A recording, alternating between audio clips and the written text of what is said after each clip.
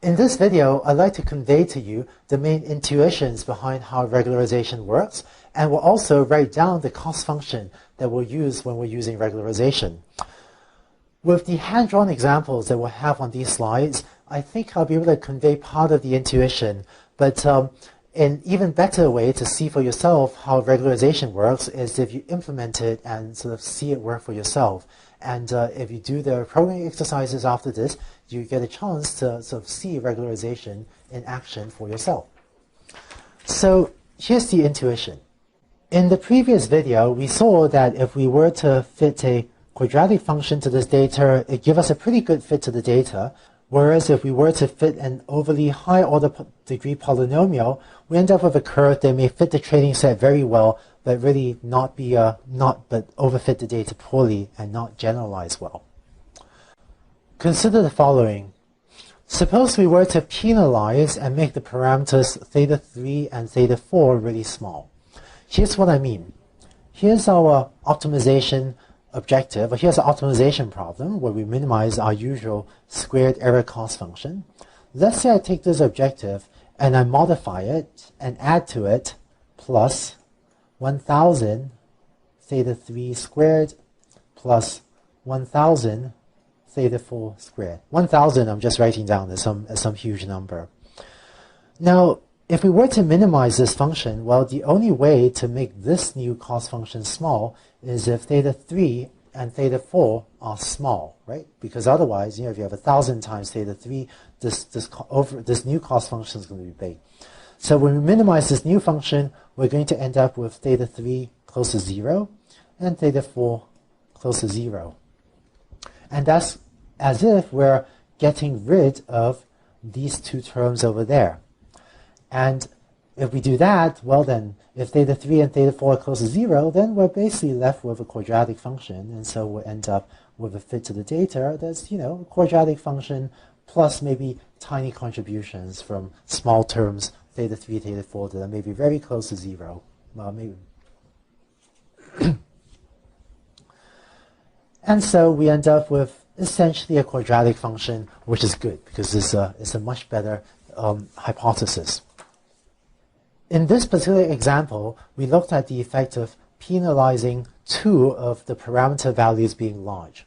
More generally, here's the idea behind regularization.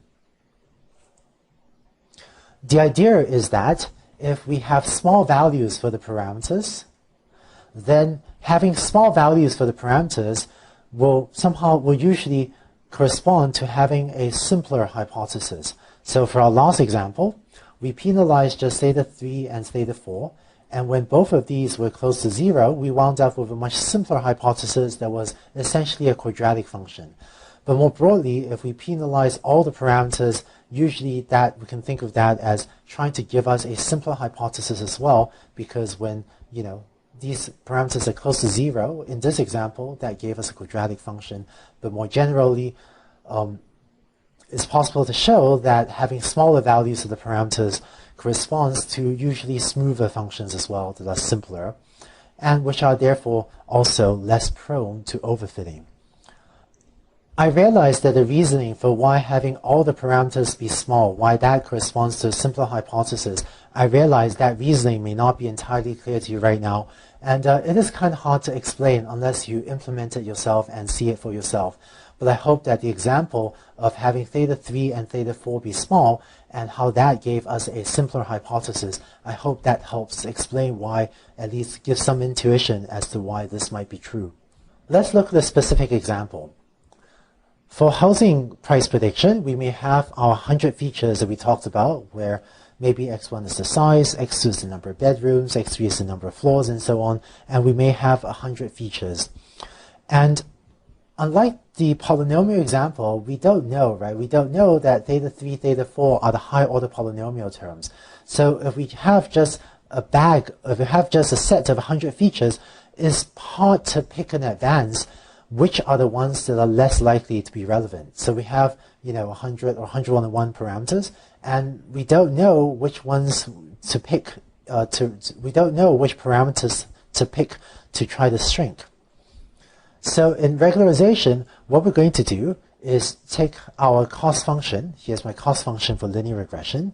And what I'm going to do is modify this cost function to shrink all of my parameters, because I don't know which one or two to try to shrink. So I'm going to modify my cost function to add a term at the end, like so. Let me add square brackets here as well. I'm going to add an extra regularization term at the end to shrink every single parameter. And so this term will tend to shrink all of my parameters, theta 1, theta 2, theta 3, up to theta 100. By the way, by convention, the summation here starts from 1, so I'm not actually going to penalize theta 0 being large. That's sort of a convention that the sum is from I equals 1 through n rather than I equals 0 through n. But in practice, it makes very little difference. And whether you include theta 0 or not, in practice, it'll make very little difference to the results. But by convention, usually we regularize only theta 1 through theta 100. Writing down our regularized optimization objective, our regularized cost function again, here it is. Here's j of theta, where this term on the right is the regularization term, and lambda here is called the regularization parameter. And what lambda does is it controls a trade-off between two different goals. The first goal, captured by the first term in the objective, is that we would like to fit the training data well. We would like to fit the training set well. And the second goal is we want to keep the parameters small, and that's captured by the second term, by the regularization objective, and by the regularization term. And what lambda, the regularization parameter, does is it controls the trade-off between these two goals, between the goal of fitting the training set well and the goal of keeping the parameters small, and therefore keeping the hypothesis relatively simple to avoid overfitting. For our housing price prediction example, whereas previously if we had fit a very high order polynomial, we may have wound up with a very sort of wiggly or curvy function like this. If you still fit a high order polynomial with all the polynomial features in there, but instead you just make sure to use this sort of regularized objective, then what you can get out is in fact a curve that isn't quite a quadratic function, but is much smoother and much simpler, and maybe a curve like the magenta line that fits, that gives a much better hypothesis for this data.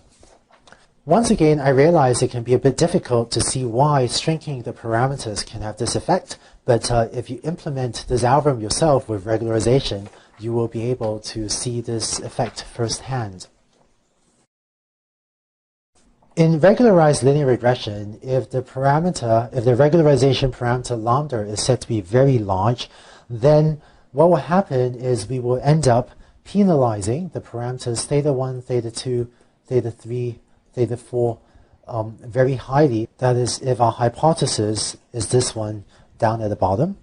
And if we end up penalizing theta 1, theta 2, theta 3, theta 4 very heavily, then we'll end up with all of these parameters close to 0, right? Theta 1 will be close to 0, theta 2 will be close to 0, theta 3 and theta 4 will end up being close to 0.